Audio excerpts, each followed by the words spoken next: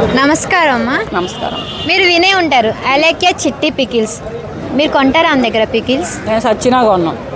అంటే మన ముందు వాళ్ళని ఎవరినో తిడితే వాళ్ళు తల వంచుకొని వెళ్ళిపోయారు. నన్ను తిట్టింది అనుకో, లోపలికి వెళ్ళి గుంజి రోడ్డు మీద ఆ అమ్మాయి ఇంట్లో ఉన్నా, షాప్లో ఉన్నా, ఎక్కడున్నా రోడ్డు మీదకి గుంజి కొడతా. అంటే నువ్వు ఈ తొక్కలో పికిల్సే కొనలేకపోతున్నావు, ఇంకా నీ గర్ల్ ఫ్రెండ్కి గోల్డ్ ఏం కొనేస్తావు? ముందు నీ కెరియర్ మీద ఫోకస్ చేయాలని ఇంకా బూతులు మాట్లాడింది.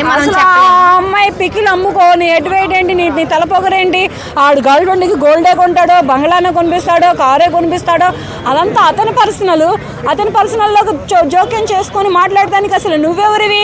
నువ్వు అబ్బాయి అక్కవా, అమ్మాయి లేకపోతే తల్లివా, చెల్లివా, లవ్వరవా, లేకపోతే ఇంకేమైనా ఎవరివి కావు కదా. కానప్పుడు ఆ అబ్బాయిని ఎలా కించపరిచినట్టు మాట్లాడుతుంది చాలా తప్పు. నువ్వు అమ్ముతున్న రేటే ఎక్కువ. అర కేజీ 1600 అంటే ఎవడన్నా కొంటాడా? మధ్యతరగతి వాడు ఎవడైనా కొంటాడా?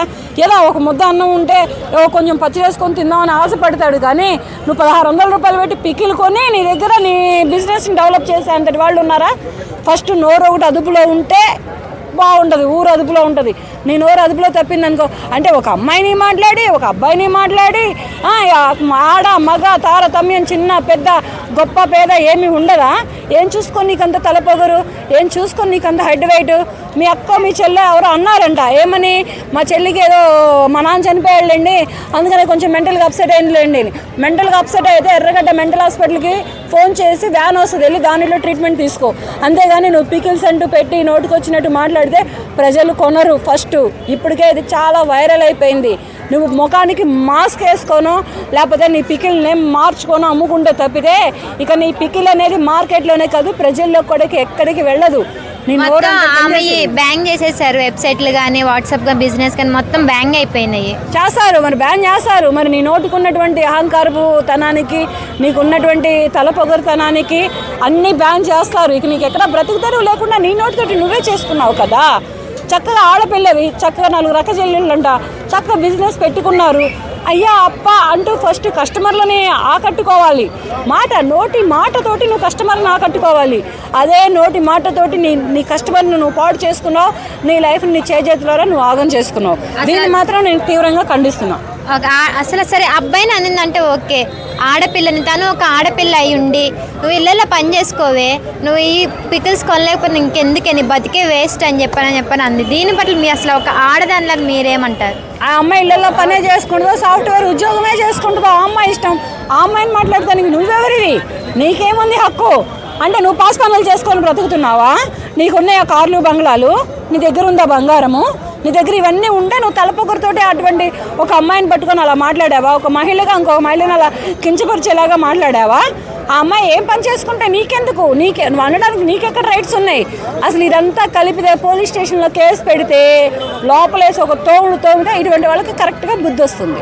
ఇప్పుడు ప్రజలు అందరూ ఏమంటున్నారంటే, నువ్వు అబ్బాయిని అట్లా మాట్లాడావు కాబట్టి నువ్వు అబ్బాయిని పెళ్లి చేసుకో అని చెప్పని అంటున్నారు. పీకిల్సే కొనలేని వాడు అమ్మాయిని పోషించగలడంటారా? ఆ అబ్బాయి అసలు పెళ్లి కాదు కదా, దాని జోలి కూడా పోడు.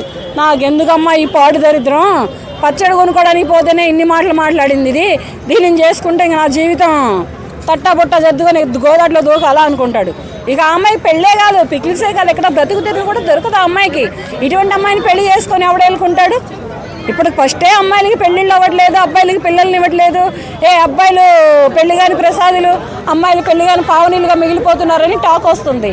ఇక ఇటువంటి అమ్మాయిలు పెళ్ళిళ్ళు చేసుకుంటే కుక్క తాకు పట్టుకొని గోదావరి తీసినట్టు అబ్బాయి పరిస్థితి. సరే, అంటే సంఘటన జరిగిన 3 రోజులకి అమ్మాయి వీడియో చేసింది.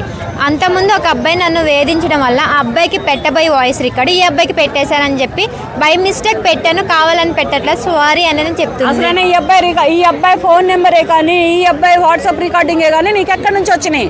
ఒక కస్టమర్ రికార్డింగ్ నీకు ఎక్కడి నుంచి వచ్చినాయి? నిన్ను వేధించిన వాడంటే సరే బాగానే ఉంది, ఒప్పుకుంటా నేను, కాదనను. ఒక కస్టమర్ అన్ని నీకు డీటెయిల్స్ అన్నీ ఇస్తే నువ్వు పెడతావా? ఇట్లాగా పెడతావా? మాట్లాడే రైట్స్ ఉండే మాట్లాడేవా నువ్వు అలాగా? ఇది రాంగ్.